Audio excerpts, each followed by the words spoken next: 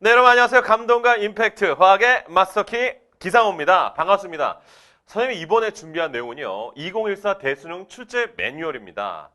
여러분, 일단 굉장히 큰 변화가 있어. 교육과정이 있어서. 그런데 이 큰 변화가 있다 보니까 많은 수험생들이 어리둥절해합니다. 그렇기 때문에 어떤 지침, 범위가 중요하겠다 싶어서 우리 메가스터디에서 이렇게 여러분께 출제 매뉴얼을 제공하는 겁니다. 이 매뉴얼대로만 여러분들 느낌을 갖고 저게 중요한 포인트구나 찾아내고 여러분들이 의미를 갖고 공부를 해 나간다면 그렇습니다. 여러분들 좋은 결실을 꼭 얻을 수 있습니다. 여러분이 아직 뭐 군에 안 갔을 텐데요. 남학생들 같은 경우는 좀 있으면 군에 갈 것이고 여학생들도 요즘은 군에 많이 가더라고. 군에 가면 어때? 이등병들은 굉장히 바빠. 표정도 별로 안 좋지. 바쁜데 또 진도는 안 나가. 뭐 일 시켜보면. 왜 그렇습니까? 개념이 없다는 거야. 내가 뭘 해야 될지 무엇을 하지 않아야 될지 잘 몰라. 구분을 못한다는 얘기야. 하지만 상병, 병장은 여유가 되게 많아. 안다는 얘기야. 무엇이 수능에 나오는지 안 나오는지를 정확하게 아는 게 먼저 출발이고 그게 바로 시작인 겁니다. 아셨죠? 그래서 이 출제 매뉴얼은 자 우리 교육과정 해설서에 나오는 이게 바로 이 새 교육과정의 주된 포인트입니다라고 알려주는 내용이고요. 이게 바로 출제 범위입니다. 아셨습니까? 그래서 선생님이 화학 1을 준비했고 그 다음에 화학 2는 선생님이 다음 시간에 또 준비를 해봤어요. 출제 매뉴얼을 좀 설명하기 앞서서 여러분들이 현재 2014 과탐의 큰 변화의 축에 있는데 그 큰 변화를 먼저 확인해보고 여러분 문제점도 진단해 본 다음에 선생님이 본론으로 한번 들어가 보도록 하겠습니다. 자, 2014 대수능 과탐의 변화를 보게 되면 가장 큰 변화고 많이 들어봤을 거야. 어떤 변화가 있습니까? 선택 과목 수가 축소된다는 거야. 3과목이었다가 이제 2과목이 된다는 거죠. 이전 교육과정에서는요, 여러분들 유리한 조건에서 수능을 보기 위해서 대부분 3과목을 이렇게 준비를 했어요. 그러다가 나중에 도저히 안 되면 보통 6월 모의평가 끝나면 나는 주력 과목 2과목 이거야. 그래서 공부를 이렇게 해나갔습니다. 근데 유리하다는 거야. 어쨌든 3과목을 준비하면. 근데 지금은 유리하고 말고가 없어. 누구나 2과목을 응시해서 그 2과목이 그대로 성적으로 반영이 된다는 거야. 일단은 2과목만 준비할 수 있기 때문에 수험생들의 학습량은 어떻게 될까? 굉장히 증가하겠죠. 수험생들의 학습량. 당연한 얘기겠지. 3과목을 준비하던 수험생들이 이제 2과목밖에 할 수 없으니까 이건 당연한 이야기야. 그러면 이전 교육과정처럼 수능을 만약에 평가원에서 출제한다면 평가원은 출제 기간인 거 아시죠, 여러분? 그러면 상위권 유불리가 된다는 거 안 된다는 거야. 안 된다는 거야. 이게 가장 큰 문제점입니다. 그래서 상위권 등급 구분이 어려워. 유불리가 힘들다는 거야. 그렇기 때문에 여러분, 여러분이 치르게 될 2014 대수능 과탐은요. 분명히 난이도가 상승합니다. 난이도가 상승한다는 그 의미는 내 그 안에 살아남아야 돼. 그냥 대충 공부해서는 정말 좋은 점수를 얻을 수 없다는 것을 의미합니다. 많은 친구들이 예비평가 보고 나서 예비평가 너무 쉽던데요. 쉽지? 예비평가는 말 그대로 수능의 범위와 방향을 제시하는 거야. 수준은 절대로 그 수준이 나올 수 없습니다. 그 수준이 나오면 이게 문제거든. 알겠죠? 그래서 여러분들은 반드시 깊이 있는 학습을 해야 된다고 선생님은 강조를 많이 하고 있어요. 여러분이 정통화학을 공부하게 된다면 그게 난이도가 쉽든 어렵든 간에 중요한 게 아니야. 다 접근할 수 있으니까. 근데 난이도가 쉽다고 해서 대충 공부하고 난이도가 어렵다 해가지고 근데 좀 이거 수능이 안 나오는데 공부해. 이건 아니란 말이야. 나오는 범위 속에서 정통을 알고 그대로 공부해 나간다면 여러분들은 반드시 좋은 결실을 얻을 수 있습니다. 자, 이렇게 수능 과탐에 큰 변화가 있어요. 교육과정 측면에서 이 내용을 좀 더 보면요. 여러분들이 현재 이 교육과정이 이 변하는 이런 위치에서 여러분들이 갖고 있는 고민과 고충은 뭡니까? 바로 이게 아닐까 싶습니다. 자, 2014 대수능을 준비하는 수험생들의 현주소, 학습 내용의 내용과 체계가 대폭적으로 변화하기 때문에 굉장히 혼란스러운 때예요. 물론 선생님이 화학을 지도하는 입장에서는 너무 다행이야. 체계적으로 바뀌었거든. 이전에는 뭐 주변에서 볼 수 있는 현상들을 이야기하다 보니까 체계는 오히려 빠졌어. 그래서 선생님은 항상 이 체계를 먼저 이야기하고 다시 말하면 교육과정에 직접적으로 나오지 않는 내용을 설명하고 현상을 설명했습니다. 우리 주변에서 볼 수 있는 것들을. 근데 지금 그게 아니에요. 그대로 교육과정에 있는 내용 그대로 설명하면 됩니다. 너무나 편한데 수험생들은 준비하기가 너무 어려운 거야. 어디가 출제 범위인지 정확하게 알지 못한다는 거지. 수험생만 그렇습니까? 아니야. 뭐 학교 현장 선생님들도 마찬가지고요. 모두가 다 똑같은 상황입니다. 그리고 그 정확한 출제 범위에 대한 그 범위가 어딘지, 방향이 어떤 건지 정확한 노력을 하지 않아. 에이, 누군가 해주겠지. 그게 아닙니다, 여러분. 그래서 이런 문제점이 가장 큰 거예요. 출제 지침에 대한 정확한 정보가 없다. 그에 대한 노력이 지금 부족하다는 게 문제죠. 그러다 보니 학교별로, 교재별로 배우는 내용이 너무나 달라. 천차만별이야. 선생님이 실질적으로 주말에 서점을 이렇게 많이 갑니다. 물론 이제 가서 선생님 보고 싶은 책도 사고 막 하지만 나도 모르게 내가 고등학교 수험서 쪽으로 가서 화학 이 자습서를 쭉 한번 봅니다. 너무나 차이가 커. 근데 어떤 생각이 굉장히 많이 들었냐면, 아니 만약에 우리 수험생들이 이 책을 봤다라고 한다면 이거 안 되는데, 이건 우리 수능 범위가 아닌데, 그런 내용들이 상당히 많습니다, 여러분. 정확한 출제 범위를 아셔야 되는데, 그 범위를 알 수 있게끔 이게 잘 안 이루어져 있다는 거야. 그러니까 여러분들 어때요? 굉장히 불안하죠. 이제 다음은 내 차례인데 나는 어떻게 수능을 준비해야 되는 거야? 불안할 겁니다. 그래서 여러분들은 반드시 수능 출제 범위를 알고 그에 따른 준비를 하셔야 됩니다. 선생님은 그래서 강의 교재든 강의 내용이든 무조건 출제 지침을 갖고 먼저 얘기해요. 그래서 여러분이 이번 시간에 화학원에 단원별로 이러한 단원이 구성되어 있고, 이 단원에서 출제되는 내용은 이런 내용이구나, 이런 출제 매뉴얼을 여러분들 반드시 확인하시고 준비해 나가시는 게 좋습니다. 선생님 개념 강의를 안 들을지라도요, 분명히 2014 수능은요, 여러분들 전문가의 강의를 들으셔야 됩니다. 전문 선생님의 강의를 들으셔야 돼요. 알겠습니까? 그게 여러분들 인생은 도박이 아니야. 막 거는 게 아니야. 쉽겠지, 어렵겠지, 이러겠지가 아니야. 정확한 제대로 아시는 선생님의 강의를 듣고 준비하셔야 됩니다. 아셨죠? 자, 화학 1을 시작해 보겠습니다. 자, 우리 화학은요, 이렇게 4가지의 단원, 우리 총 4개의 단원으로 구성이 되어 있어요. 선생님이 이게 있었죠. 왜 이 화학 1 개정교육과정이 채워야 되느냐? 보면 알지만, 자, 화학의 언어 개성 있는 원소, 원자 이야기입니다. 그리고 아름다운 분자, 분자 이야기고요. 그 다음에 화학 반응입니다. 우리 이렇게 보게 되면 이 물질들은 여러 가지 화학 반응을 통해서 만들어져. 그러니까 우리는 화학을 공부한다는 것은 물질을 연구하는 학문, 즉 반응을 공부하는 거야. 이 반응은 여러 가지 분자들이 서로 반응해서 반응물이 생성물이 되는 거거든. 그럼 분자를 공부해야겠다. 그럼 분자는 원자들이 만나서 분자가 되니까 원자를 공부해야겠네. 그래서 원자를 공부하고 분자를 공부하고 그다음에 반응을 공부하는 거야. 느낌이 옵니까? 자, 그런데 우리는 원자부터 이런 반응을 이야기하고 싶은데 우리만이 쓰는 언어가 있단 말이야. 우리만이 쓰는 기호가 있다는 얘기지. 그래서 우리의 언어를 먼저 공부하는 거야. 중국에 대해서 알고 싶어서 중국어를 공부하는 것처럼. 우리가 일본에 대해서 알고 싶어. 그러면 일본어를 먼저 공부하는 게 선행돼야 돼. 단어를 알게 되고, 단어를 알아야 어떻게 돼? 문장을 읽게 되고, 문장을 읽어야 독해가 되는 거야. 뜻을 알아듣게 되는 거고. 정치가 보이고, 사회가 보이고, 경제가 보인다는 얘기죠. 무슨 말 알겠죠? 그러니까 우리의 언어는 뭐냐? 우리의 언어, 화학식, 분자식, 시성식, 뭐 실험식, 구조식, 이런 것도 우리의 언어. 그런 의미가 있구나. 그리고 화학 반응식을 딱 보면 양적인 관계, 화학 반응식 의미하는 바가 뭐구나. 우리만이 쓰는 단위가 있어요. 몰이라는 것들. 이런 것들 우리 원자부터 반응까지 다루기 위한 이런 여러 가지 일련의 내용들. 그냥 용어 정리도 있습니다. 그런 것들을 먼저 체계화한 다음에 우리가 이제 원자부터 들어가는 거예요. 그러니까 얼마나 체계화됐습니까? 그래서 선생님은요.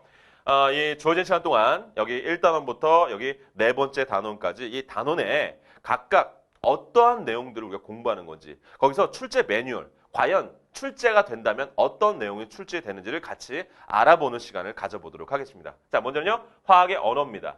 이 화학의 언어는 2개의 중단어로 또 이루어져 있어. 인류 문명의 발전과 화학, 물질의 양과 화학 반응식이에요.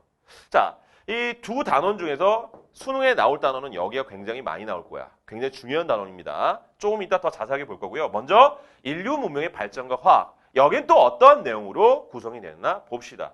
자, 인류 문명의 발전과 화학은요. 일단 첫 번째 원소, 원자, 분자의 개념을 이해하고 있느냐. 많은 친구들이 많이 들어보긴 했지만 정리가 안 돼 있어. 원자는 뭔지, 분자는 뭔지, 원소는 뭔지. 특히나 원자, 원소 구분을 못합니다. 이게 출제 지침이기 때문에 선생님은요. 시작이 바로 이겁니다. 이것부터 시작해요. 알겠습니까? 그래서 원자, 원소, 분자의 개념을 명확하게 이해하면 그때부터는 보이는 거야. 현상들이 그렇구나. 그렇게 될 수밖에 없겠구나. 이해를 한다는 얘기야. 알겠죠? 이러한 내용들이 나와 있고요. 그 다음이 바로 뭐냐? 첫 번째 원자, 분자, 원소의 개념을 이해한 다음에 그 다음에 인류 문명에 화학 반응이 어떻게 기여했느냐를 이해하는 수준으로 여러분들 알고 있으면 됩니다. 그래서 여기 해설서를 보게 되면 여기서 반응식을 직접적으로 다루지 말라고 나와요. 중요한 건 바로 뭐야? 그냥 간단하게 이해하는 수준.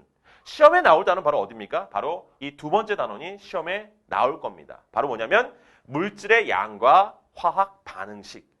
내용을 보면요. 화합물의 조성을 확인하는 거. 이건 분명히 수능에 출제됩니다. 실험식을 구하고요. 이 실험식을 통해서 분자식을 결정하는 게 너무나 중요해. 사실은 이전 교육과정에 이 내용은 없었던 내용입니다. 근데 너무나 중요해요. 화합물의 조성 파트를 우리가 공부하고요. 그 다음에 원자량, 분자량, 실험식량, 화학식량을 공부합니다. 이 식량이 뭐냐? 원자량은 뭐고 분자량은 왜 나왔느냐? 이런 것들을 우리가 공부하고요. 그런 것들을 이용해서 화학 반응의 양적인 관계, 이제 우리 화학 반응식을 나타내는 방법도 공부하고요. 개수비는 왜 분자수비고 몰수비고 기체 상태일 때 부피비인지 이런 것들 다 우리가 다 공부하게 되어 있습니다. 아셨죠? 느낌이 오시죠? 이런 것들이 우리 포인트가 되겠습니다. 자, 그래서 우리가 1단원이 중요한 포인트가 이렇게 이루어져 있다는 것을 우리가 알아봤고요. 자, 다음은요. 두 번째 단원, 개성 있는 원소입니다. 이 개성 있는 원소 같은 경우는 세 개의 또 중단원으로 이루어져 있어. 첫 번째는 원자의 구조, 두 번째는 원자 모형과 전자 배치고요. 세 번째는 주기적 성질입니다. 자, 원자에 대해서 알고 싶은데 구조를 먼저 알고, 그리고 이 원자 모형에 변천사가 있단 말이야. 전자 배치를 할 수 있어야 되고, 그리고 이 원자들은 저마다의 주기적인 성질이 있다. 그런 내용들이 바로 스토리입니다. 자, 그러면 이 안을 한번 들어가 봅시다. 원자의 구조는 자, 어떤 내용을 공부하느냐? 원자를 구성하는 입자를 먼저 비교해라. 원자는 가운데 원자 핵이 있고 그 주위에 전자가 있다. 이 핵은 그 안에 양성자, 중성자. 양성자 플러스 전기를 띠고요. 중성자는 전기를 띠지 않고 전자는 마이너스 전기를 띈다. 이들 입자로 구성되어 있다. 그래서 구성하는 입자들요. 전하량비, 질량비 이런 것들을 판단해 주는 거야. 그리고 동위 원소라는 개념이 있어. 이 동위로 원소라는 개념을 반드시 여러분들 기억하셔야 됩니다. 그 내용이 출제될 확률이 굉장히 많아요. 자, 그 다음에 원소의 기원, 핵반응, 방사성 동위원소. 자, 교육과정 해설서에서 뭐라 했냐면 여기에 나오는 내용은 소개 수준으로 다뤄라 라고 돼 있어요. 근데 여기서 핵반응을 막 복잡하게 하고 그건 아닙니다. 우리가 알아야 될 범위가 정해져 있습니다. 자, 원소의 기원, 빅뱅. 빅뱅 우주론은 과연 무엇이냐? 예전에는 1960년대 이전에는 정상 우주론, 프레드 오일의 정상 우주론의 무게가 굉장히 많이 실렸는데 왜 빅뱅 우주론을 우리가 인정할 수밖에 없느냐? 그 빅뱅 우주론을 통해서 우리가 해석할 수 있는 건 무엇이냐? 그리고 핵 반응에 뭐가 있냐? 핵 융합이 있느냐? 핵 분열이 있느냐? 걔네들은 무엇이냐? 이런 의미를 해석을 간단하게 해주면 됩니다. 방사성 동위원소까지. 그래서 이런 내용을 첫 번째 공부하게 돼 있고요. 그 다음에 원자 모형과 전자 배치죠. 여러분 이쪽 파트에서는 시대사적인 의미가 나와. 근데 그 시대사적인 의미는 그렇게 중요하지가 않아. 시험에 나올 만한 게 바로 뭐냐? 이겁니다. 딱 나오죠. 보호의 수소 원자 선 스펙트럼이 너무나 중요합니다. 아셨죠? 이게 2014 예비평가 20번 문항을 출제됐죠. 그래서 이것만큼 오늘 놓쳐서는 안 되는데 자, 원자 모형의 변천사, 돌턴의 원자 모형이 있습니다. 원자는 가장 작은 알갱이 입자다라고 했는데 J.J. 톰슨을 통해서 전자를 발견했죠. 음극선 실험을 통해서. 그 다음에 톰슨의 제자 러더퍼드의 알파 입자 산란 실험을 통해서 원자 핵을 규명합니다. 그리고 이 러더퍼드는 태양계 모형을 제안하지만 이거는 어때요? 어떤 한계점이 봉착한다. 그래서 수소 원자의 선 스펙트럼을 명확하게 설명할 수 있었던 보호의 그렇습니다. 궤도 모형이 무게를 싣게 되는 것이고 그리고 보호의 궤도 모형을 통해서 보호는 노벨상을 받게 됩니다. 그래서 수소 원자의 선 스펙트럼을 명확하게 이해하는 게 이쪽의 포인트야. 알았습니까? 이건 굉장히 중요한 거야. 수능에 나올 거야. 자, 그 다음에 보호도 어떤 한계점이 있었단 말이야. 그래서 현대적 원자 모형 같은 경우는 오비탈 모형이 인정을 받고 있죠. 그래서 전자 구름 모형. 오비탈이란 과연 무엇이냐? 그 다음에 스핀의 개념을 이해하고 전자 배치를 할 수 있어야겠다. 전자 배치? 우리가 싸움의 원리, 파울의 베타 원리, 훈트의 규칙에 의해서 전자 배치를 할 수 있으면 됩니다. 가장 안정한 바닥 상태, 가장 안정한 상태의 전자 배치를 고르시오. 이런 내용들 여러분들 잊어서는 안 되겠습니다. 그래서 이런 내용들이 바로 포인트가 되고요. 자, 그 다음에 세 번째, 자, 주기적 성질 보겠습니다. 주기적 성질에서 첫 번째는 주기율표를 이해하는 거야. 주기율표, 원소들의 규칙적인 성질을 분리한 표인데 왜 걔네들은 규칙적으로 나타날까? 원자과 전자, 그 의미, 족과 주기의 의미, 족은 무엇이고 주기는 무엇인지 이런 의미들. 알겠습니까? 그리고 나서요. 자, 원자 반지름, 이온화 에너지, 전기 음성들을요. 얘들이 주기적 성질이 어떻게 나타나는 건지. 같은 주기에서 원자 분호가 증가하면 원자 반지름은 어떻게 되는 건지. 이온화 에너지는 어떻게 되는 건지. 이런 주기적 성질을 여러분들이 알아두는 게 굉장히 중요합니다. 우리 2014 예비평가에서는 이게 조금 난이도 있게 나왔다 하지만 여기도 정리만 잘하면 19번 문항을 출제됐어요. 정리만 잘한다면 어렵지 않습니다. 아셨습니까? 그래서 세 번째 주기적 성질 파트에선 이런 내용들이 바로 수능에 출제될 것이다. 자, 봤고요. 자, 다음은요. 세 번째 단원입니다. 세 번째는요. 아름다운 분자 세계, 이제 분자 이야기를 한단 말이야. 우리가 원자를 공부해. 그럼 원자들이 만나서 분자가 되잖아. 그럼 그들은 어떻게 만나서 어떤 결합을 통해서 만들어질까? 그게 바로 화학 결합 이야기입니다. 결합을 배우고 그 결합을 통해서 만들어진 물질들 중에서 굉장히 많은 물질이 바로 공유결합 물질이에요. 이 공유결합 물질의 분자 구조를 우리가 판단하고 그 공유결합 물질들 중에서도 굉장히 많은 물질이 바로 탄소화합물입니다. 그래서 우리가 탄소화합물을 공부하는 거야. 흐름이 느껴지죠? 그렇습니다. 자, 먼저 화학결합을 보게 되면 먼저 옥텟 규칙. 옥텟 규칙을 가지고 화학결합을 설명할 수 있어야 돼요. 옥텟 규칙이라는 것은 우리 공부한 수험생들 알겠지만 이 원자를 보게 되면 전자들이 어떻게 있습니까? 첫 번째 껍질 전자 2개 있고 그 다음부터는 최대한 8개씩 채워줄 수 있는 거야. 물론 이것을 우리 오비탈로 접근하면 첫 번째 껍질에는 S 오비탈이 있으니까 전자 2개. 그 다음엔 S와 P가 있으니까 전자 8개 채워지겠죠. 그러면 자, 우리가 물질이 안정화된다는 그 의미는 채워지는 게 안정화된단 말이야. 그러니까 첫 번째 껍질은 2개 채워지면 다 채워지는 거야. 그 다음부터는 8개씩 채워지는 게 안정화이기 때문에 우리는 옥텟 규칙이라는 것은 전자를 8개 만들려고 하는 그들의 노력이다. 그런 것들을 통해서 결합을 형성하는 거야. 이온 결합, 공유 결합, 금속 결합 그런 것들을 해석하는 내용이 되겠습니다. 특히나 이쪽 파트에서는 이온 결합을 형성하든 아니면 공유 결합을 형성하든 에너지 변화 그래프가 있습니다. 그것을 여러분 잊어서는 안 됩니다. 형성될 때 에너지 변화 그래프 그런 것도 잡아주고요. 그 다음에 루이스 전자점식을 이용해서 간단한 물질을 표현할 수 있어야 된다. 루이스 전자점식이라는 것은 원자과 전자를 점으로 표현한 식입니다. 이것을 할 수 있어야만 공유 결합을 형성할 때 이 분자들의 모양까지 중심 원자는 누구고 그리고 이 중심 원자 주위에 어떠한 원자들이 배치가 되겠구나.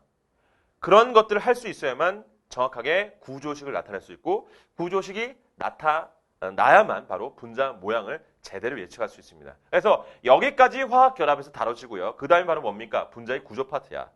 다시 한번 예전에 분자 구조라는 건요. 공유 결합 물질입니다. 공유 결합 물질이 많으니까 이 공유 결합에 있어서 분자 구조를 설명할 때 조금 전에 봤던 루이스 전자점식을 통해서 우리가 구조식을 그리고 이 구조식을 가지고 우리는 전자상 반발 원리를 이용해서 분자 구조를 정확하게 설명할 수 있습니다. 이게 평면 삼각형이야 아니면 정사면체야 이런 얘기를 할 수 있다는 얘기죠. 전자상 반발 원리? 이건 뭐야? 비공유의 반발력은 공유의 반발력보다 크고 공유 반발력은 공유의 반발력보다 크다는 그 얘기입니다. 이런 내용들 가지고 우리가 공부하게 돼 있어요. 그 다음에 분자의 구조와 물리적, 화학적 성질과의 관계를 이해한다. 이건 뭐냐면 극성 공유결합 할지라도 이 극성 공유결합 한다고 해서 모두 극성 분자는 아니죠. 대칭이라고 한다면 쌍극자 모멘트 합이 0이라고 한다면 무극성 분자입니다. 무극성 분자와 극성 분자 분자량이 비슷하다고 한다면 극성 분자가 분자하는 인력이 강하죠. 그러니 끓는 점은 당연히 높아지겠죠. 그래서 화학적 성질도 우리가 이해를 할 수 있습니다. 그래서 두 번째 분자 구조 파트에서는 이런 것을 공부하고요. 세 번째는 바로 뭐냐면 탄소화합물입니다. 이 탄소화합물이 이전 교육 과정에서 굉장히 양이 많았어. 그래서 양도 많았고 유도체 공부하면서 여러 가지 반응을 공부했는데 지금 그것을 공부하면 큰일이야. 잘못 가고 있는 거야. 자, 우리 교육과정 해설서에 나오는데 구조적 특징을 이해하는 게 가장 중요한 겁니다. 그 특징을 이해할 수 있어야 돼. 자, 그 다음에 그 특징 속에서도 이게 입체 구조냐 평면 구조냐 이게 중요하지. 해설서에는 이렇게 그대로 썼습니다. 화학 반응은 지향한다. 이쪽 파트에서. 그건 옛날 교육과정이라는 거야. 여러분들이 쓸데없는 공부를 하는 수험생들이 또 이쪽 파트에서 그런 내용도 공부하는 수험생들이 또 많아요. 이게 첨가 반응하니, 수소환 반응하니 이런 건 안 나옵니다. 수능에 나오지 않아요. 브로민수 탈수액 반응하니, 수소 첨가 반응하니 안 나온다고요. 알겠죠? 뭐가 나온다고? 구조가 나올 거야. 입체, 평면, 결합각도 몇 도야? 이런 것들이 나올 겁니다. 알았죠? 이성질체의 관계. 그래서 이런 것들 우리가 탄소화물을 끝으로 해서 아름다운 분자 세계. 세 번째 단원이 마무리됩니다. 이제 마지막 이제 네 번째 단원이 있어요. 닮은 꼴 화학 반응인데 우리 화학 반응에서 굉장히 중요한 축이 되는 반응. 산화환원 반응, 중화 반응입니다. 그리고 이 중화 반응에서 우리가 산염기를 공부하기 때문에 산염기가 우리 생명 현상에 있어서 어떤 중요한 역할을 하느냐? 생명 현상에 있어서의 산염기를 공부하는 단원이야. 알겠죠? 자, 들여다볼게요. 첫 번째 산화환원 반응에선 우리가 무엇을 공부하냐? 자, 전자 이동. 전자가 이동할 때 전자를 잃으면 산화인데 전자를 얻으면 환원인데 전자를 잃는 건 산소를 얻는 거와 또는 산화수가 증가하는 것과 어떤 관계가 있느냐? 다 똑같은 말입니다. 그냥 이쪽도 막 외우는 게 아니야. 전자 잃는 건 산소 얻는 것이고 산화수는 증가한다. 이런 내용들을 가지고 산화와 환원을 판단해 주고요. 그러면 산화제와 환원제도 판단할 수 있고 산화력과 환원력을 또 비교할 수 있어요. 그런 것들을 여기서 꼭 해주셔야 됩니다. 아셨죠? 자, 그리고 나서 여러 가지 산화 환원 반응을 여러분들 그냥 이해할 수 있는 정도 하시면 됩니다. 광합성도 마찬가지예요. 여기를 우리가 명반응, 안반응, 생명공학 2시간에 하는 명반응 공부하고 안반응 그게 아니야. 알겠습니까? 그래서 간단하게 우리가 이해할 수 있는 수준 정도의 산화 환원 반응이 있고요. 철의 재련과 부식 이런 것들. 그래서 금속의 반응성도 여러분들이 이렇게 판단해 주신다면 이쪽 파트는 산화환원 반응 마무리가 됩니다. 아시죠? 그 다음에 이제 중화 반응이에요. 이 중화 반응도 여러분들 이전 교육 과정에서 굉장히 비중이 높게, 어렵게, 난이도 높은 문항으로 출제됐습니다. 지금 교육 과정이 바뀐 다음에 이쪽 파트가 처음에는 그렇게 깊게 나올 것 같진 않아요. 하지만 마찬가지 지금 개정 교육 과정도 시간이 흘러가면요. 어쩔 수 없습니다. 여기서 굉장히 난이도 있는 문제가 나올 거야. 어쨌든 간에 우리는 제대로만 공부한다면 난이도가 어렵든 쉽든 간에 다 접근을 할 수가 있습니다. 먼저 중화 반응은 산염기 중화 반응이기 때문에 산이 뭔지, 염기가 뭔지를 알아야 되잖아. 그래서 정의적인 차원을 공부합니다. 아레니우스 산, 아레니우스 염기. 그런데 이쪽도 무조건 외운단 말이야.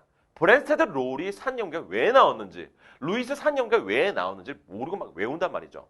그러면 안 됩니다. 예비평가에서도 마찬가지 이것을 물어봤죠. 반응식을 주고 누가 브랜스테드 롤이 산이냐 염기냐 누가 루이스 산이냐 염기냐 이런 것들을 판단할 수 있어야 됩니다. 자, 그래서 이런 내용들이 있고요. 중화 반응에서 양적인 관계 어떤 산과 어떤 염기가 반응했다. 다음 같은 그래프가 있다.